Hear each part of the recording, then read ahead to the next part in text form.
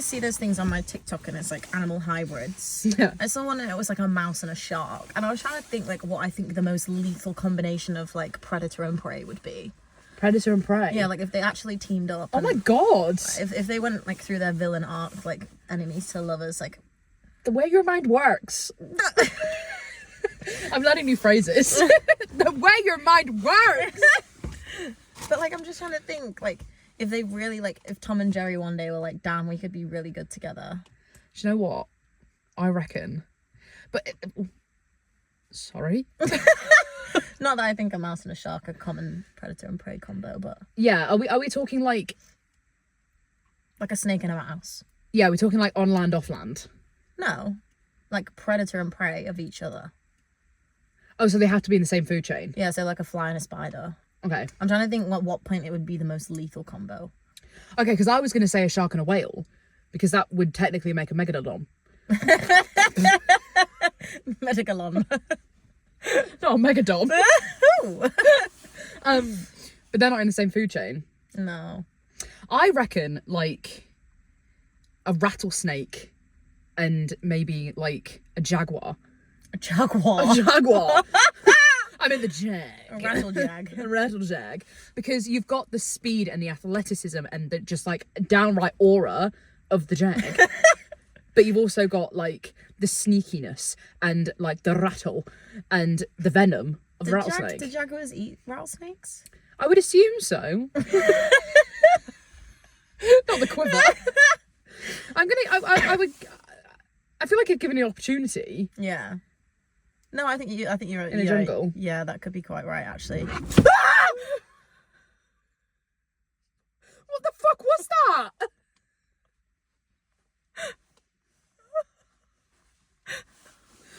What the fuck was that?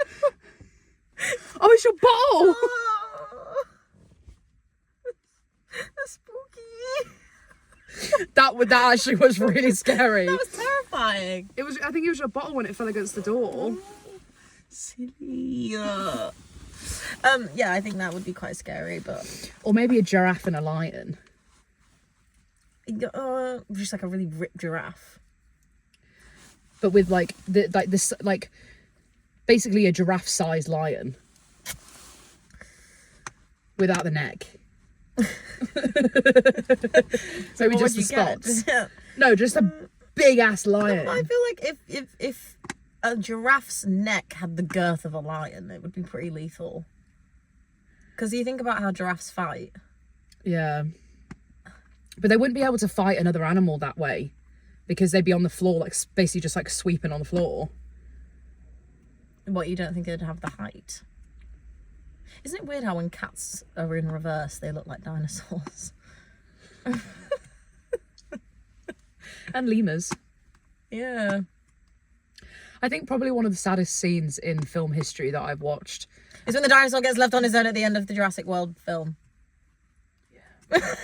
Yeah. I just think it's really sad. That is really sad. And you know what? People always go on about how like, oh, you're so blasé about humans dying in films, right? I get that to a certain extent. I'm going to cry when a dog dies because it did nothing wrong. Unless it's Cujo or whatever that fucking rabid dog is from that horror film. Because that, fair enough, I get that. I wasn't sad when it died. But like when the dog died in I Am Legend, that dog did nothing wrong. All it did was love Will Smith to the end of the line. So I did cry when it died. Of course I did. And that dinosaur did nothing wrong. The only wrong thing that it did was be born. That's not very nice. And that wasn't his fault. I mean, even when we played Call of Duty, you couldn't kill the dogs. No. They didn't do anything wrong. All they're seeing is a predator. They're just going on natural instinct. They can't help that. I just don't think it's fair. Even when you see like a rabid dog. Rabid is fair enough because sometimes you do need to kill them because they're poorly and dying. But yeah, I just think like people always go on about how it's so inhuman and whatever. Yeah, I'll be upset if a human dies in real life, but in a film, they're not dead. Do you think? I mean, I think. Do you think? Agree with me. I think I do cry at films, like if I become connected to the character. But you know when I cry the most? When I watch a film and I know the actors died and they die in the series. Oh. And it's just so sad. I haven't actually come across that yet. It's like when I was watching Peaky Blinders and they did the last season and Polly had died and it like the opening thing was her funeral. And I was just thinking about how the actors were all crying properly. Yeah. Like it's sad. I haven't actually quite come across that yet. You said you've watched all of Peaky Blinders. Maybe I haven't. Is that season 6? Yeah. Yeah, no, I haven't watched season 6, but I've watched the entirety of Peaky Blinders up until like The last one. for when it finished, but then I never started the new one. I see. What else was I going to say? I don't know. I only cry at films. Don't care. Yeah. No, the point where I always cry at films, and this will be absolutely anything, I will start crying when everybody joins in. Oh no, I don't. When everybody joins in, I'm gone. It's like in Marvel when they all come for Endgame and all the portals open and done. then just come on. I'm done. I was watching an episode of Grey's Anatomy last night, and it's a sad show. Sometimes it can be very sad. I haven't ever really cried at Grey's Anatomy, but the one time that I actually cried was when Meredith was in this like criminal. What? Oh, actually, no, I did cry very much at a certain episode in season 11. But what? What? I don't think you've ever broken the fourth wall as much as you are today. Like you're really going at the camera. Actually, and another thing. And I did cry. No, but it was a season. It was an episode in Grey's Anatomy, and Meredith was in this like trial, and all of her ex-patients that I had been watching her like bring back from the brink of death all walked in to support her. And I cried a lot, actually. I think. I'm really enjoying the passion. I cry at High School Musical when they all sing "We're All in This Together" at the end. I'm pretty sure that I've asked you before, like, do you really cry at films? And you've said no. No, I will always stand by the fact that I always say I don't cry at sad things. I cry when everybody joins in. Yeah, that sense of community. And also the only other, the one film that if I want to cry, I'll watch is, I can't remember what it's fucking called now. It's something like, like Gifts from Heaven or something. And it's about this, it's like a true story where it's about like Jesus, actually, which contradicts a lot of my teachings in life. Not that I teach people anything, but not that I'm a preacher. It's interesting you say based on a true story. Yeah. You are a believer. I think in this specific instance in this film, I quite might be. I quite might be, maybe. No, but basically this little girl is really poorly and she's going to die. She's got the thing that's like not curable. And then she falls down a tree, the inside of a hollow tree. And this is a true story. She falls down the inside of this hollow tree and she like basically falls down head first of this like 20-foot tree. She should be dead, but she wakes up with no injuries. And then a couple of weeks later, all of her symptoms are gone and she's cured. And the doctors have no idea what happened. And then her parents sit her down and are like, what, like, how are you feeling? And she's like, oh, I'm fine. Like he said I was going to be okay. And when she was down the tree in the hole, in the ditch, she basically met Jesus. And or like not met Jesus, but this warm light enveloped her, and he was like, "It's not your time. You're gonna be fine. You're gonna be healthy." And she came back, and she was completely cured. It's crazy. Yeah. And then the bit that I always cry at is they're in their church, and her mum's doing this speech about like what happened and how it happened and how they believe in God and all this kind of stuff. But that's not what makes me cry. The bit that makes me cry is this woman starts being like, "But I don't think like, how do you know? I don't believe you. All this and that." And the dad of a little girl who was also in the hospital with the main little girl, like stands up and is like, she was actually really poorly, because this woman was like, I don't think she was as sick as she said she was. And he stands up and he's like, she was really sick. I saw her. She was on the brink of death, and she gave my little girl a lot of comfort before she died. And it's really, really sad, but it's also really uplifting because he travels all the way to go and tell them that this little girl gave his little girl support. It's really, really wholesome, actually. Yeah. It's not really the same, but it's kind of the same in Stranger Things. You haven't watched it, have you? Mm-hmm. Stranger Things, when Eddie dies and his dad's looking for him because he's still missing, and then he goes, and then the one, what's his name? Gator or something. Gator. His real name. Gator Yeah, and he goes up to the dad and he's like, I knew him. Yeah. Like, he was a nice person. It's always a sense of community that gets me. I will cry at like musicals, in Hamilton, World Turned Upside Down. I cried so hard. Bearing in mind, I will caveat that by saying, caveat that? Is that correct? I feel like it kind of rolled off the tongue. Is that correct? I will add a caveat to that. That as soon as I heard the dun dun dun dun dun dun, I started sobbing. Because I love that show with all my heart. But I cried so hard during World Turned Upside Down because it's when everybody's on stage and they're all singing because they won the revolution against us. But that is neither here nor there. It's good to cry.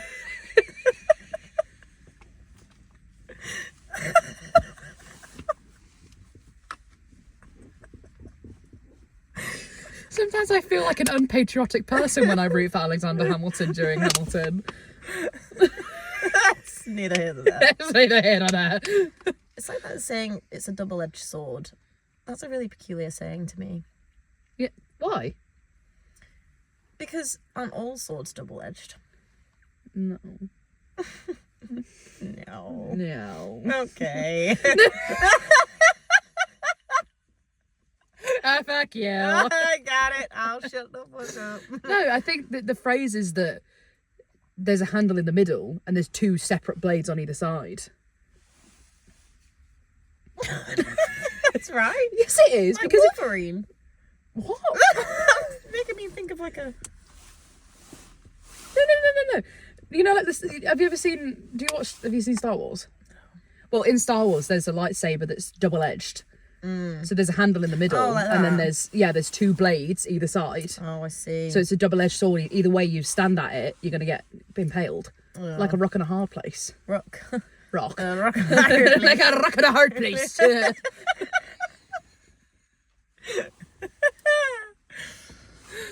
Cause a ruckus. I think that is a really cute dog name. I like the colour of his shoes. I can't see them.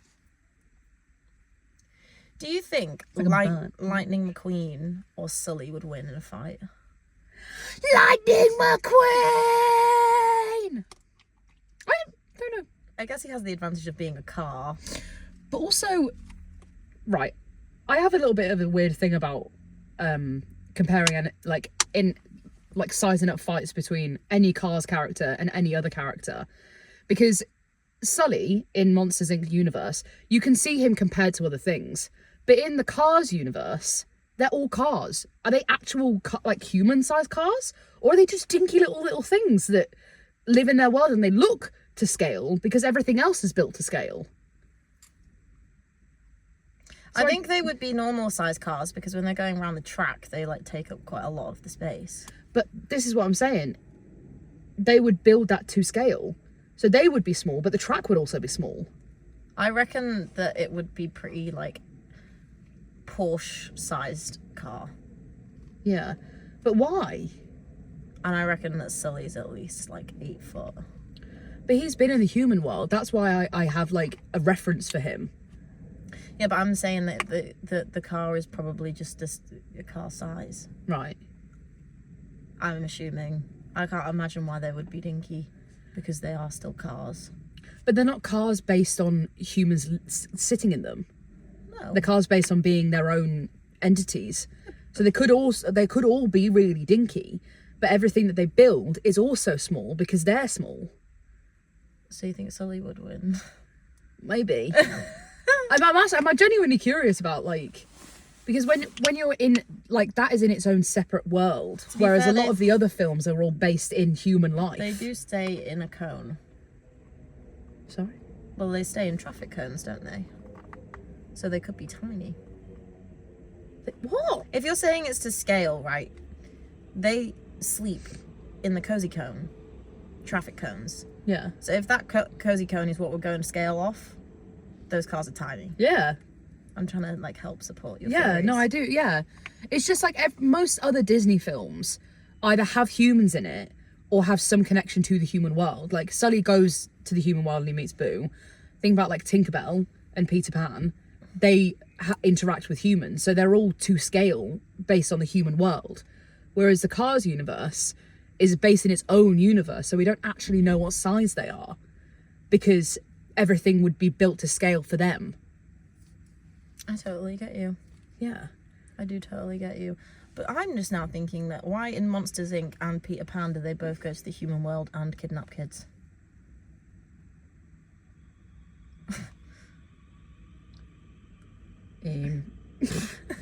Well, they don't kidnap her, do they? She follows him through. But he takes her to Neverland. No, Peter Pan definitely kidnaps children, but Sully Boo follows him, doesn't she? Yeah. I'm not very well versed in the Monsters Inc. universe. I love Monsters Inc. It's a really good film. Very wholesome. Yeah. I do love Peter Pan though, but that's based on a very old book. Do you know that's actually where the name Wendy comes from? Really? It was made for that film. Well, book. Yeah. And they made that name. Is Hannah the one that Shakespeare made up? Hannah? Yeah.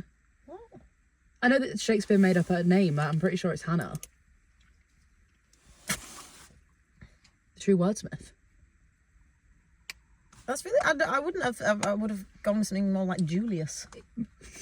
Well, you've got Julius Caesar, who's way before Shakespeare. Yeah, but you know what I mean? Like a more Juliesque name. Yeah. And Hannah. Yeah. Because it feels quite modern for Shakespeare's time. Hannah Montana. What was she going to be Derived called? from Shakespeare. Yeah. William Shakespeare, Hannah Montana. William Shakespeare created Miley Cyrus as a person. Always 2 steps ahead. And 1 step back. What was her name going to be? It was something like Balaska or something. Mollusk. Mollusk. Is that a fish? I'm pretty sure a mollusk is like a shellfish. It's like a crab. Oh. I think. I could be wrong. My sister had a baby. You know of Halloween, right? Mm-hmm. Is it supposed to be nice or is it not? Because I know you got trick or treat and all that. But some people, like, it's so cutesy. Like, people are just going to buy, like, pumpkin plant pots. And other people are going to, like, scare mazes. What is it? Is it supposed to be nice or not? Well, the origin of Halloween is All Hallows Eve, where you would carve up turnips, not pumpkins, to keep out the bad spirits. Because on that day, the veil between life and death is altered. So you would put them out to ward off bad spirits. But it was also a wholesome thing because you would ward off bad spirits, but you would also welcome in good spirits. And I think I might be making this up again.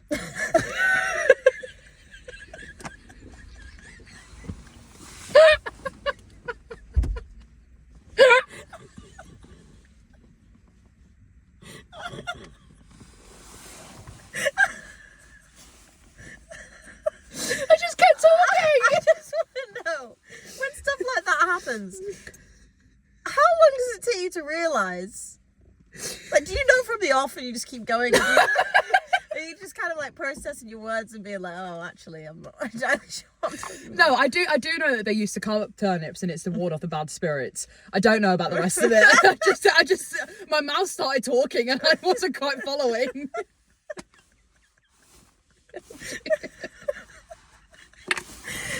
Because it's clearly like an Americanized holiday just to like get bare money off people, but it's just like, I don't think that it's actually originally supposed to be scary because it's like Cinco de Mayo. That's not supposed to be scary, even though it technically like. Oh, I'm sorry. This is my formal apology. Cinco de Mayo. Cinco de Mayo. It's definitely not mayo. Cinco de Mayo. It's definitely not mayo. It's mayo. Cinco de Mayo. Cinco de Mayo. Whatever Encanto's based off. I don't know. It cannot be mayo. No, you're right. It's just the way you said it. Cinco de Mayo. Cinco de Mayo. That's not supposed to be scary. It's about welcoming spirits home, isn't it? That's why I asked you. Well, yeah. Well, that holiday is about welcoming your spirits home, because on the time, Dia de los Muertos. yeah, during that time, the veil is like lifted and people can come home. Why do brides wear veils? I think that it is to show pureness and virginity. But also, maybe if I was making it up, I would say that it's because there were so many arranged marriages that it would stop men running away, and she would get all the way and married, and then they would lift the veil. And that was with if I was lying. Kind of makes sense though. Are you a fuckboy? What?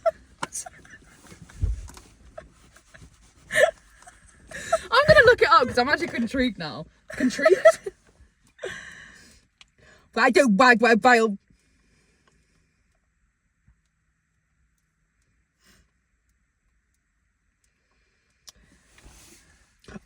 Ooh, okay. So veils are symbolic mostly of the innocence and purity of the bride, and are commonly believed to protect her from evil spirits. The man at the altar. Yeah. Bitch, don't take it off. Run. Get out of there. Have you got any objections? You've literally got a veil on your face to protect you from him. Run. But also, it can also represent the bride's transition from her old life to her new life as a wife. No, you should. That is not the only thing that you are when you get married. You are still a person. You shouldn't. You shouldn't be changing who you are to get married. You should be who you are and just lifted and enlightened. What you mean, new life? You do not become a wife.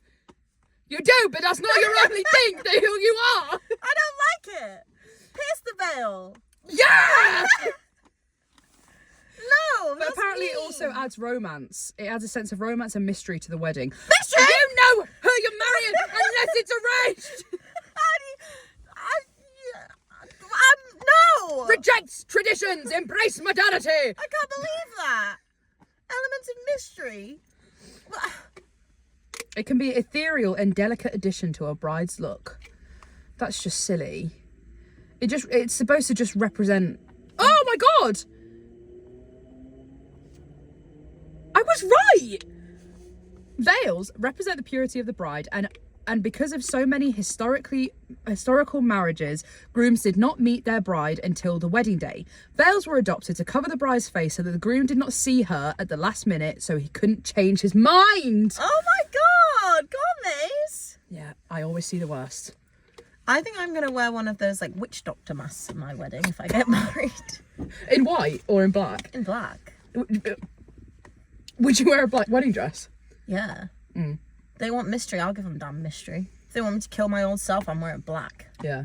If they don't want to run away, they shouldn't have tried to get married to me in the first place. Yeah. Dickhead. Do you know, this is why I actually quite enjoy like hen nights where it's like saying goodbye to your single self. But you weren't single anyway. True.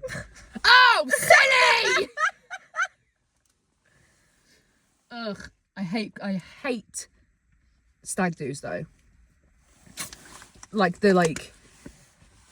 average, what like the average, and I'm gonna get told off for that. We don't really have many men watchers anyway. Yeah, true. Like how television and film like represents stag do's as like you go and you get strippers and you celebrate the last night that you're not like chained to someone. Fuck that.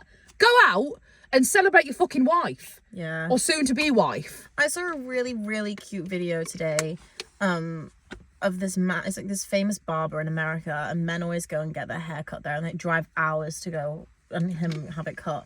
He said to this one guy, he's like, "What do you want?" He was like, "As long as my wife's happy." And he was like, "No, but what do you want?" And he was like, "I want my wife to be happy. As long as she's happy, I'm happy." And I was like, "Is that too much to ask for? So Is it too much? I don't really care what your haircut's like, but for you to even think about me in a capacity where I could be happy, that's nice." yeah. Is it a full moon?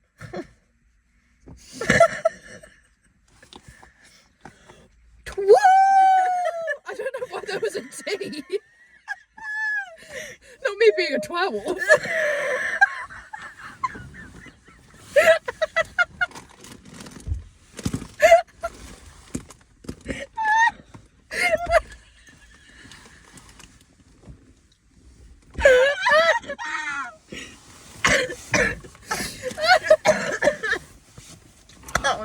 class.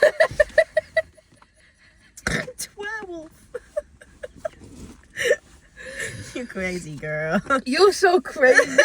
Do you think how you have like you have Halloween, then bonfire night, then Christmas, then New Year's, then Valentine's Day? Just calm down. And then nothing. Calm down. And do you know why that is? Right. This is a conspiracy theory that I alone have thought of in this very moment, right? They have it all because during the winter months, people don't spend as much money. Yeah, because everybody's inside and nobody wants to go and spend money. Whereas in the summer, everybody's outside. Everyone wants to buy new summer clothes, new this, new that. Whereas winter clothes, you put them in your cupboard and then you save them and then you wear them every year. So they put all of the holidays in the same time so that you spend all of the money during winter when everybody should be hibernating. That is totally valid, actually. That is really valid. Maybe it could also be because, like, winter depression or whatever. What's it called? Seasonal depression. Should I keep everyone happy? I just think it's so clapped, honestly. Like, there's just too much to do. Let me live my life. I feel like, right, Halloween and Valentine's Day, no, Halloween and bonfire night and Christmas, they're set days. There's not really much that you can do about that. But Valentine's Day, fuck off. Yeah, no, I just think, like, for me, I would be happy every year if we just had... I agree. If we just had Christmas and New Year. Like, I'm so good with that. Halloween. I love Halloween. I'm so good with that. But it is actually crazy, isn't it? No, the thing that really pisses me off is it's Halloween, bonfire night, Christmas, New Year's, my birthday, Valentine's Day. And I think that's shit. So, y'all should move. I'm staying put. I'm quite lucky, to be fair, because like, we have like Valentine's Day and then we have like a couple months rest and then it's my birthday. Well, you have Easter. Easter's before my birthday. Yeah. What? Are we forgetting something? March, April, May. Easter's in April. My Easter's birthday's before your in May. birthday. I said before. No, you said after. No, I didn't. I said my birthday's after Easter. Oh. What? I also think that it's like so clapped being your mid-20s. What the fuck's going on? Oh, mate. Like, what actually? What am I? Who am I? And what am I supposed to be doing? I don't know. I just...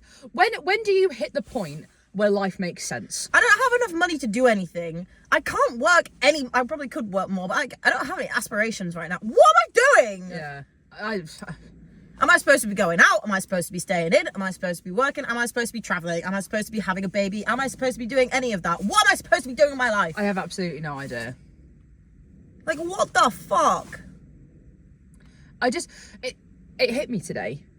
The fact that next time it's Halloween, I'm going to be 26.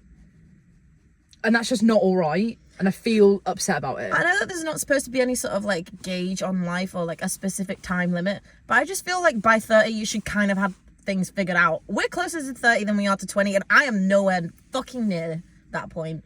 What the fuck? If there was a life guide, I wouldn't follow it because I wouldn't want to do that. But I just feel like a little bit of guidance would be nice. Do you know what? It just really pisses me off because the standards that are set for us naturally are the previous generations who could buy a house at 21, 22 for £100,000. That would be the house price. That's it.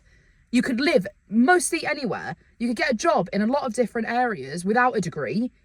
Everything was like birth age was lower. You would get married after courting for like half a year. Bro, I'm busting a gut. Busting a gut? What is the saying? Busting a gut. Busting a nut? No. I'm busting a gut out here to be paying £1,050 a month for a room in a house. A room. But the thing that really, really pisses me off is the fact that, and I know that there are people out there who have saved and they're our age and they've got houses and whatever, but the majority don't. I'm talking to the majority. I'm talking about the majority. A mortgage would be cheaper than what we're paying rent for. But you can't get a mortgage because you don't have enough savings. Yeah. Oh. It's all just a bit shit, actually. And yeah, I'm having fun, but in the back of my mind, there's a little voice going, what the fuck are you doing? What the fuck are you doing? What the fuck are you doing? Isn't it? I literally wake up and I just am like, well, just gotta make it through the day. Yeah. For what? My mum had a baby. My mum had my sister at my age. Yeah, I'm not so stressed about that bit. But like, I don't know. But that, like, for some reason, they were like, my parents were married, they were living in a house together, they had a baby. Like, I'm 26. I'm 25, obviously. But, like, I can't see that on the horizon anywhere near. No. Living, like buying a house with someone, combining finances. Mine! I don't feel like that's, again, something we have to stress about too much. Yeah.